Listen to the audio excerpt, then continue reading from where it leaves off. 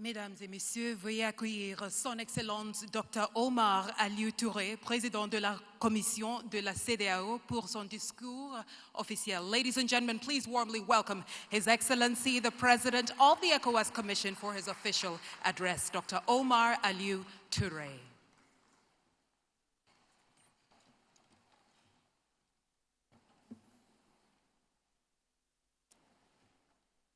Your Excellency, John Dramani Mahama, President and Head of State of the Republic of Ghana, Excellency President Joseph Boakai, President and Head of State of Liberia, Excellency Nana Akufo-Addo, former President of the Republic of Ghana, His Royal Highness the Gamanche and other traditional leaders of Ghana, Excellency the Prime Minister of the Republic of Togo, Excellency the Vice President of the Republic of the Gambia, Your Excellency Ambassador Yusuf Maitama Tuga, Minister of Foreign Affairs of the Federal Republic of Nigeria and Chair of the ECOWAS Council, Honorable Minister of Foreign Affairs of Ghana, members of Ghana State Council,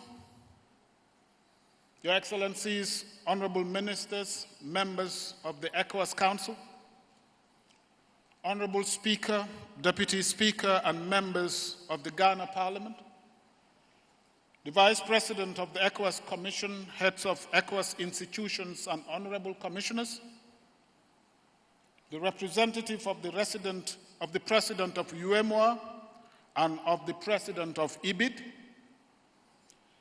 Director General of WAMA, Special Envoy on Counter-Terrorism, Ambassador Baba Kamara, resident representatives of ECOWAS, staff of ECOWAS institutions, distinguished guests, ladies and gentlemen. It is an honor and a privilege to address you in this historic city of Accra, as we gather to launch the ECOWAS Golden Jubilee commemoration. On behalf of the management and staff of ECOWAS institutions, I would like to thank His Excellency John Dramani Mahama, President and Head of State of the Republic of Ghana, the government and the people of Ghana for hosting this historic event. No doubt, Osajefo Dr. Kwame Nkrumah would have been proud to see Ghana and Ghanaians hosting the launch of the 50th anniversary of ECOWAS, a pillar of the African unity that Dr. Nkrumah worked for, lived for, and died for. I salute their Excellencies, Presidents, Heads of State, the traditional leaders, Vice Presidents and Prime Ministers, as well as the Honorable Ministers and Ambassadors who have taken time from their busy schedule to join us here today. We thank you for your commitment to the integration and the prosperity of our people.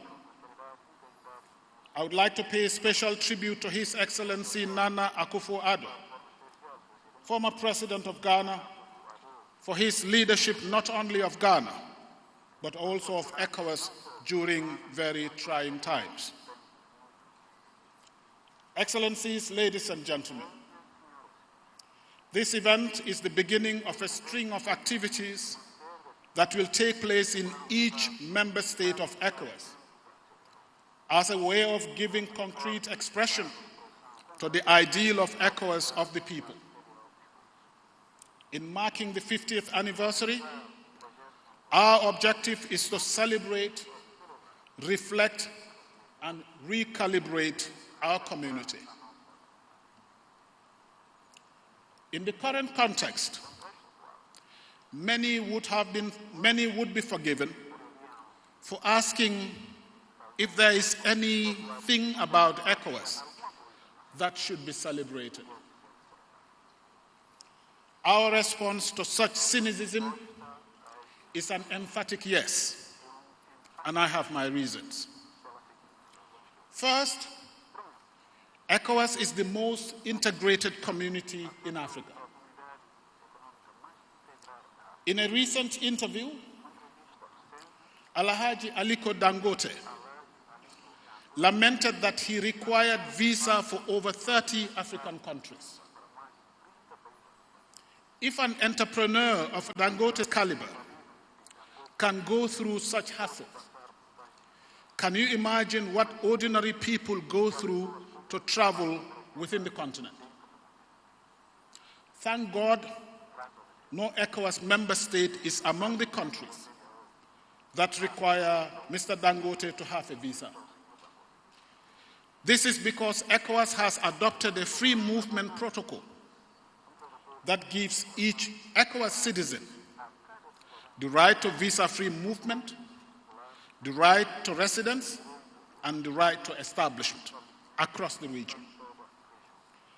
These freedoms make the ECOWAS community the most integrated regional economic community on the continent. This, Excellencies, ladies and gentlemen, is a good reason to celebrate.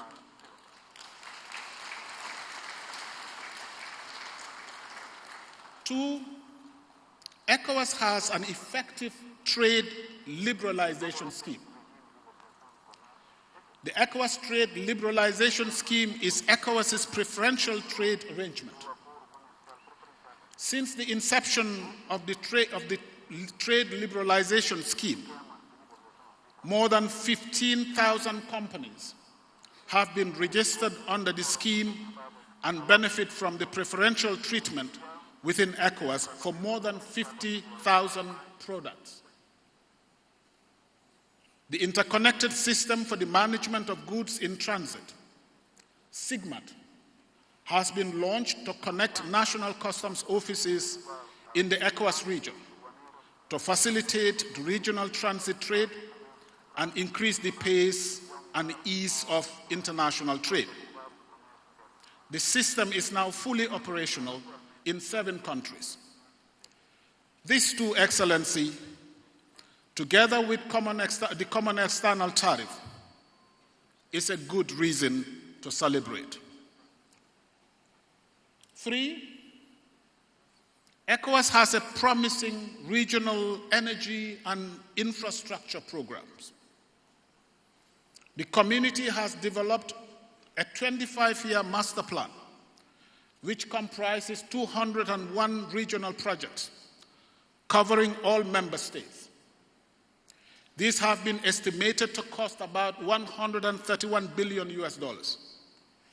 The 4 key sectors covered are transport, energy, telecommunication, and water resources. Within this context, Excellencies, key infrastructure projects have been launched. These include the Lagos-Abidjan Corridor Highway, as well as the Abidjan-Praia Corridor Highway, and several secondary corridors and joint border posts. The 1,028-kilometer Lagos-Abidjan Corridor Highway is one of the largest economic corridors on the continent. About $42 million has been successfully mobilized to finance the technical preparatory studies of the project. The feasibility and preliminary design studies, which have been completed, show a significant investment cost of nearly $15 billion, with an average economic rate of return of 15%. The corridor, the Abidjan-Lagos corridor, Excellencies, is now ready for investors. In the same vein, preparations are underway for the development of the Abidjan-Praia corridor that will consist of a maritime and shipping line from Praia in Cape Verde to Dakar in Senegal, and a 6-lane highway from Dakar in Senegal to Abidjan in Côte d'Ivoire, going through Banjul, Bissau, Freetown, and Monrovia. The technical and preparatory studies for this project have commenced and are expected to be completed shortly. In addition to these major corridors, other corridors include the Nigeria-Cameroon Highway and Transport Facilitation Program, the Mano River Multinational Highway and Transport Facilitation Project. All these initiatives are a source of hope, and so are the joint border posts that seek to limit the duplication of procedures and paperwork at border crossings. In the energy sector, ECOWAS and international partners have embarked upon several generation and interconnection projects within the region. These include electrification projects in the Gambia, Guinea-Bissau, and Mali through the ECOWAS Regional Electricity Access Project, ECOREAP. Similarly, electricity interconnection has been established with all 14 continental countries of the region. It is hoped that the completion of the Information and Coordination Center of the West African Power Pool will enable member states to buy and sell electricity within the region. In this regard, the ECOWAS Regional Electricity Sector Regulatory Authority, ERIRA, has been established here in Ghana with a mandate to regulate cross-border electricity exchange among ECOWAS member states. Excellencies, ladies and gentlemen, these efforts are being complemented by the Regional Off-Grid Electricity Access Project, launched by the ECOWAS Center for Renewable Energy and Energy Efficiency, ECRE. The project, that has an estimated cost of $340 million, seeks to facilitate access to off-grid electricity for households, businesses, and public institutions. Excellencies, ECOWAS has solid socio-economic development programs. I can go on to cite several such programs, such as the regional initiative, such as the West African Regional Digital Integration, regional regulatory frameworks on roaming, ECOWAS competition and investment regimes, ECOWAS intervention through WAHO, the West African Health Organization, on Ebola, on COVID, on Mpox, as well as the initiatives in the area of education, including vocational education. We can also cite the regional food reserves and humanitarian initiatives, the ECOWAS Rise Offensive, and climate-smart agricultural projects. All these programs and initiatives give us hope, and therefore constitute a reason to celebrate.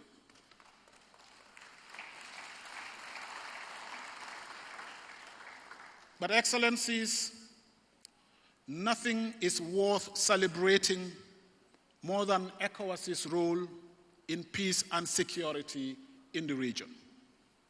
Here, Liberia, Sierra Leone, Côte d'Ivoire, the Gambia, and Guinea-Bissau come to mind. It was the valiant ECOWAS peacekeepers and several rounds of peace talks that brought peace to Liberia, Sierra Leone, and Côte d'Ivoire. And it was ECOWAS that ensured that the will of the people of the Gambia prevailed in 2016. These are accomplishments worth celebrating, and so are efforts geared towards the fight against organized crime, including piracy. The establishment of the maritime security zones in the region and the strong partnerships built around maritime security have contributed to the decline in the incidences of piracy in our region, with 0 piracy incident recorded in 2024.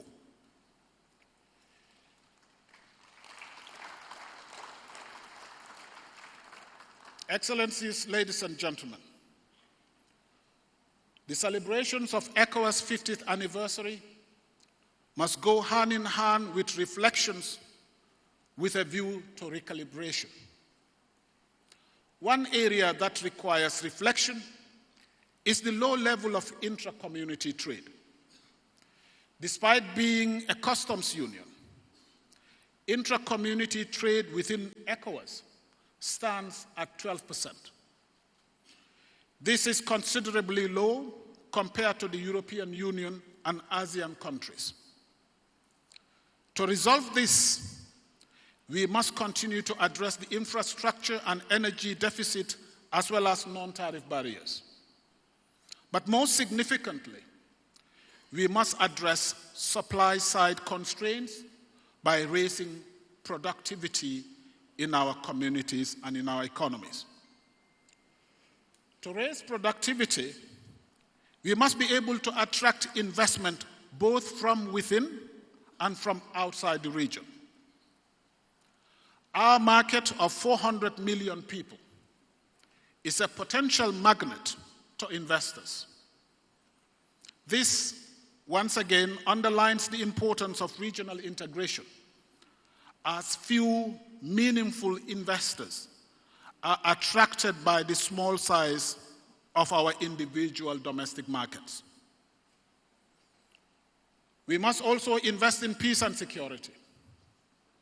The terrorist menace that constitute a key driver of insecurity in the region knows no borders.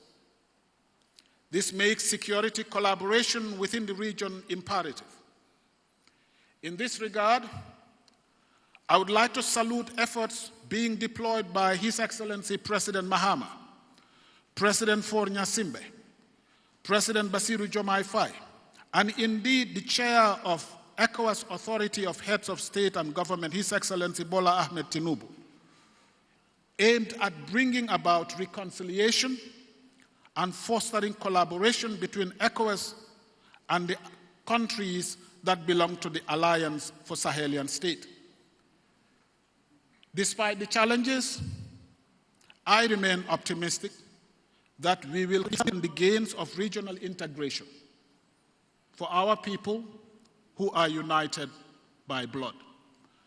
Long live ECOWAS, long live West Africa, long live Africa. Thank you for